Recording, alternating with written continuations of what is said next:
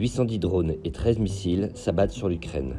Dans la nuit de samedi à dimanche, la Russie a tiré 810 drones et 13 missiles sur l'Ukraine, selon l'armée de l'air ukrainienne. Il s'agit de l'attaque aérienne la plus importante depuis le début de la guerre en février 2022. Au total, 5 personnes ont été tuées, dont 2 à Kiev, une jeune femme et son fils âgé de 2 mois.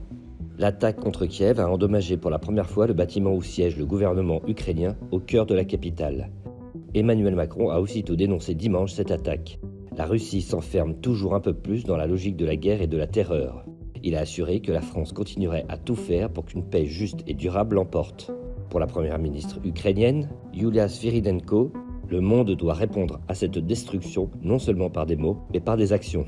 Nous devons renforcer la pression des sanctions, principalement contre le pétrole et le gaz russe, a-t-elle plaidé, réclamant également des armes. Après cette attaque aérienne d'une ampleur sans précédent, Donald Trump s'est déclaré pas content et prêt dimanche à imposer de nouvelles sanctions contre la Russie. Je ne suis pas content de la situation dans son ensemble, a-t-il précisé. Le président américain a menacé de s'en prendre au pays qui achète des hydrocarbures à la Russie afin de saper le financement de son effort de guerre et a déjà frappé l'Inde de surtaxes douanières importantes pour ce motif. De son côté, l'armée russe, comme elle le fait généralement, a assuré n'avoir visé que des sites du complexe militaro-industriel ukrainien et des infrastructures de transport.